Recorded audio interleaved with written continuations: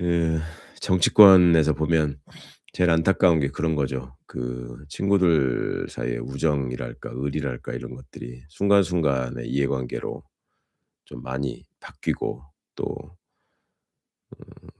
그전까지 굉장히 친근해 보였던 사람이 어느 날 자기 이해관계와 달라지고 혹은 본인한테 손해가 된다고 생각하면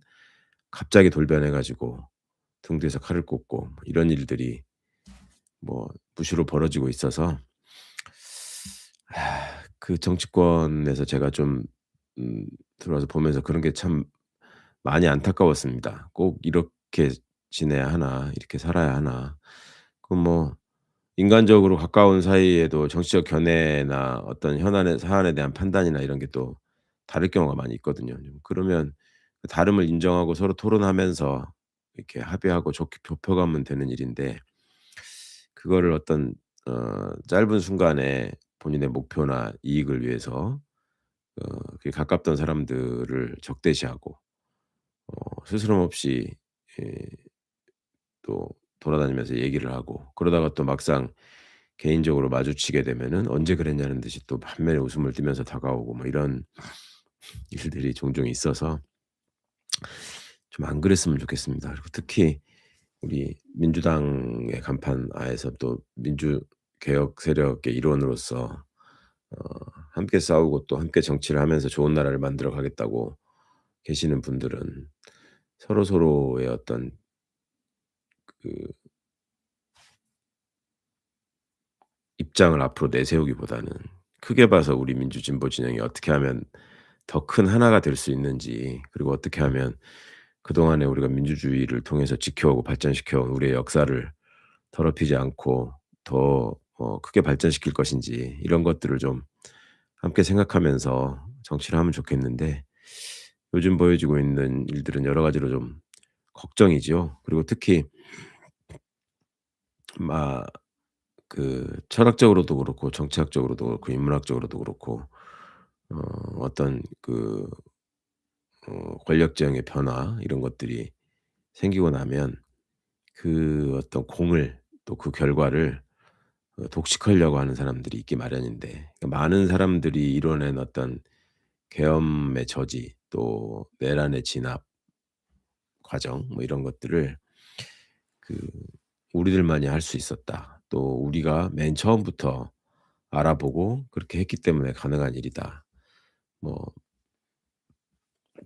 '우리가 제일 앞에서 열심히 싸웠다.' 뭐 '대통령은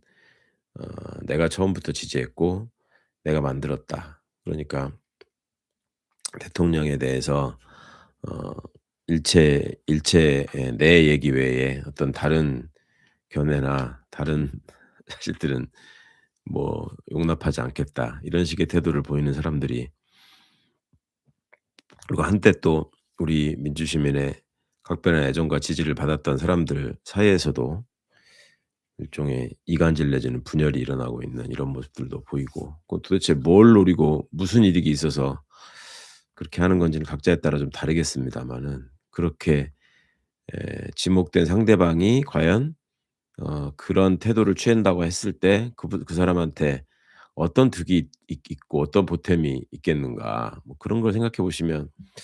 본인들이 생각하는 방향이나 주장이 어느 쪽에서 어 맞는지를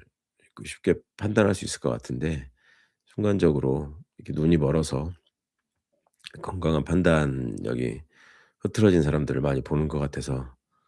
참 안타깝기도 하고 괴롭기도 하고 그렇습니다. 근데 뭐 그 똑같은 차원에서 그 무슨 말 같지 않은 소리에 일일이 대응하면서 그 싸우거나 스트레스를 받을 필요는 없을 것 같고요. 그리고 특히 인제 그런 얘기들에 휘둘려서 이런 자리에 우리들끼리 좀 따뜻한 이야기 나누는 데도 와 가지고 그 참지 못하고 뭔가의 그 본인의 확신하지 않은 얘기를 토로하시는 분들도 지난번 방송까지 종종 있고 그랬는데 그 간절하고 애타는 마음은 알겠는데 그러니까 그 마음이 아까도 계속 말씀드렸지만 우리가 더 큰 하나가 돼서 민주정부를 계속 이어가는 데 어떤 면에서 도움이 될 수 있을 건지를 좀 생각해 보시기 바랍니다. 그리고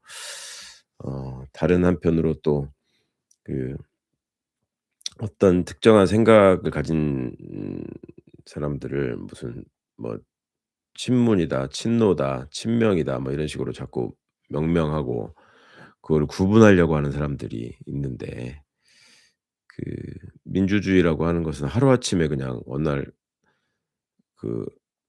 해 뜨듯이 갑자기 밝아져 가지고 민주주의가 되는 게 아니라 수많은 사람들의 노력과 그러니까 피와 땀과 눈물이 버무려져서 하나씩 하나씩 쌓아 올려가는 과정이었고, 우리 민주주의는 우리나라의 민주주의는 더더욱 그런 과정들을 지켜서 어 이어져 오고 우리가 이루어낸 것이기 때문에 더더욱 소중한데, 그런 역사들을 다 저버리고 앞선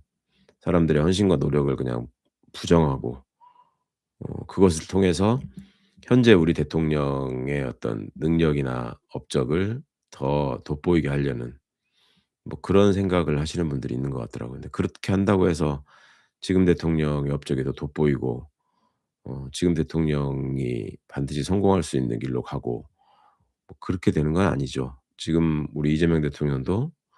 우리 시민들이 쌓아 올려온 민주주의의 역사 속에서 탄생한 분이고, 또 이재명 대통령을 만든 사람들도 우리가 민주주의를 통해서 일궈온 그런 어떤 기회와 가능성 또 신뢰, 능력 이런 바탕 위에서 탄생한 분이고, 저는 그전부터 이재명 대통령의 당선 그 자체만으로도 대한민국의 민주주의가 얼마나 건강하고 얼마나 또 발전된 역사를 상징하는 것인지를 보여주는 매우 소중한, 세계적으로도 자랑할 수 있는 드문 역사적 사례가 될 수 있기 때문에